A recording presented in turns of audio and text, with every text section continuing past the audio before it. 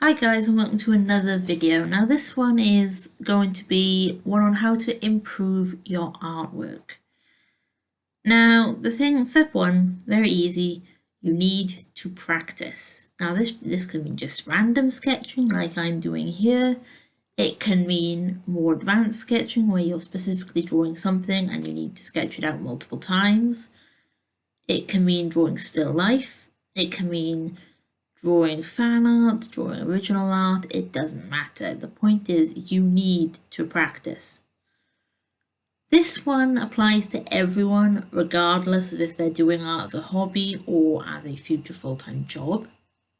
But most of this video is geared more towards if you're pursuing art as a hobby, professional hobby or a job. So when you're practicing, there is one thing you need to know, and that is you need to be practicing using targets, smart targets. Now, I say smart targets because, one, specific, what exactly are you going to draw? Hands, feet, face, what is it? The second one is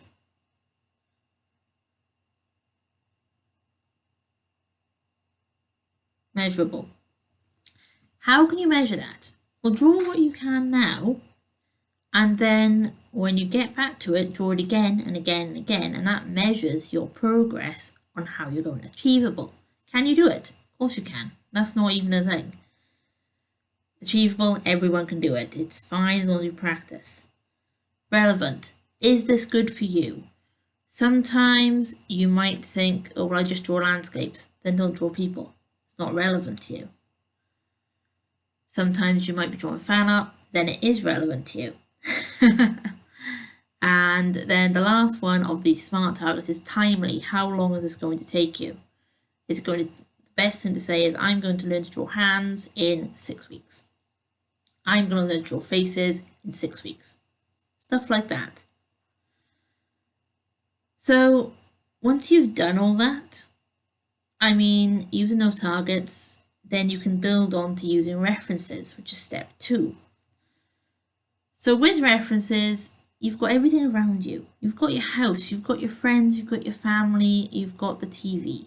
Those are very easy, very quick sources of references. You can just pause the TV and draw what you see. You can go outside and draw the trees. You can go outside and draw your dog, your cat, your fish, your hamster, whatever. Doesn't matter, as long as you can use something to help you as a reference when you're drawing. The other thing you can do is you can use Google search. Now, here you can see I've typed in male pose drawing reference. And you can see there are 3 Patreon things that have popped up that are not relevant to me. So you go to settings, you go to advanced search. You scroll all the way down, ignore all of that, scroll down until you get to usage rights. This is important. Find images you are free to use, and you've got all Creative Commons or commercial.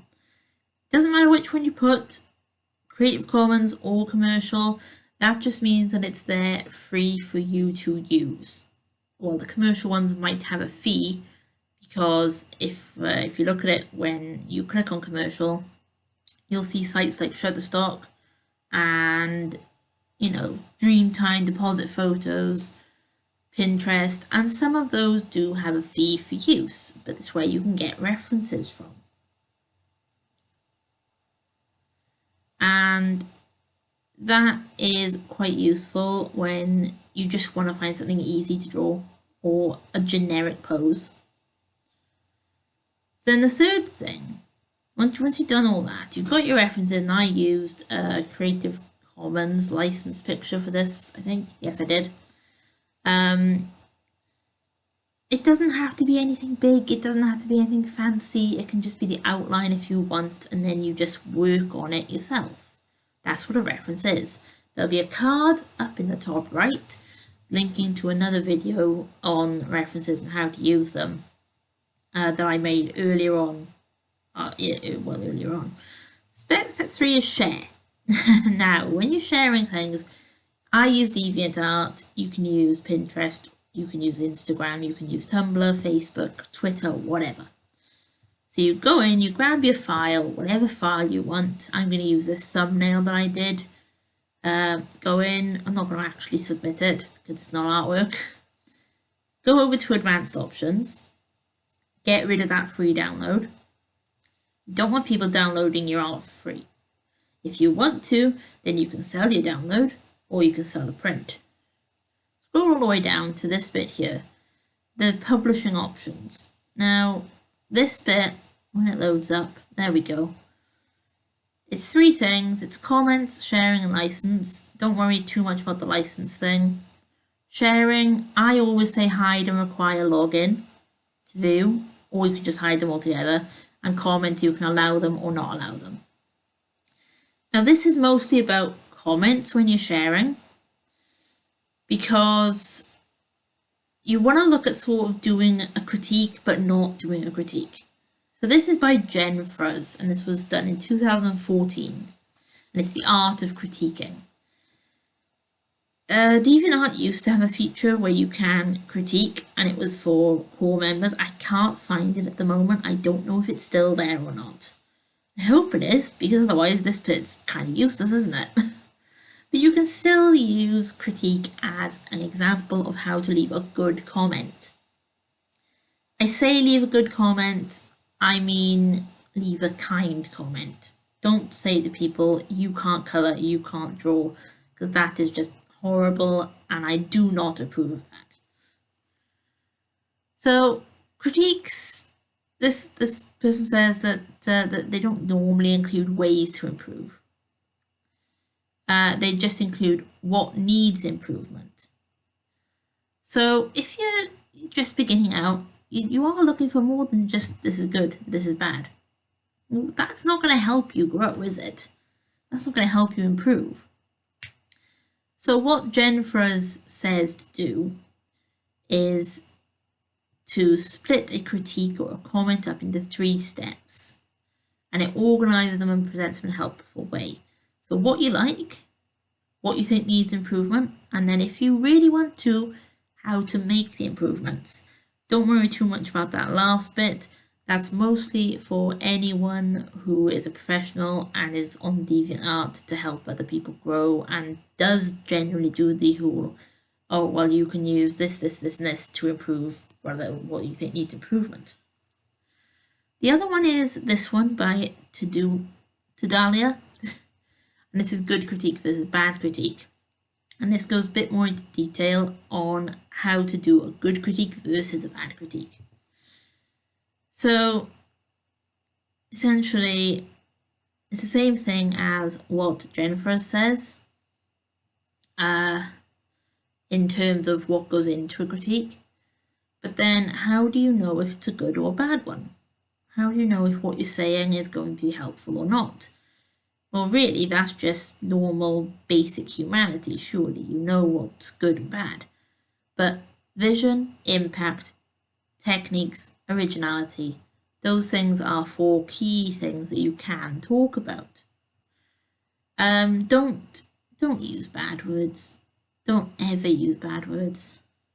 Don't insult people when you're doing this. I mean, that's just the most unhelpful thing you can do, is to insult people by doing this. So, end with a greeting or start with a greeting. It doesn't matter. Just be polite about it. Don't be mean about it. This here, harsh and insulting language. Don't do it. Don't use words such as crap, rubbish, your art is bad. Why would you do that? Of course it has a deteriorating effect on the artist's mind. So what you need to do is you need to think about what you're saying, and we need to build each other up as a community and try and make the internet a more pleasant place to be. Because right now there are a lot of people complaining that, oh, the internet is bad because this, and this. Well, if we were all somewhat polite to each other like we are in normal society, then that wouldn't happen, would it? You wouldn't go out on the street and say to someone, oh, well, your outfit's crap. You wouldn't say that to someone to their face. They'd probably hit you. So be polite. I know there's a sense of anonymity, but just be polite. So the other big thing I want to talk about is being a good critic, like it says here in the last paragraph. It affects your social judgment and everything among the society you're in, Instagram, Facebook, Twitter, Tumblr, DeviantArt, whatever. Now, this bit here. Don't show off. Do not show off. Ever. I don't care if Michelangelo himself came back to life, decided to critique my art, and even if it was polite critique, if then he said, oh, well, you should look at my art to see how this is done. Why? Why do that? There's a time and a place for plugging your work, and it's not in the comments of other people's work. This goes for YouTube as well. Don't go plugging your videos on other people's videos. It's a bad idea. So 2016 and 2014 are when these were written. So that's my explanation of what you should do or should think about when you want to improve your art beyond a cursory hobby.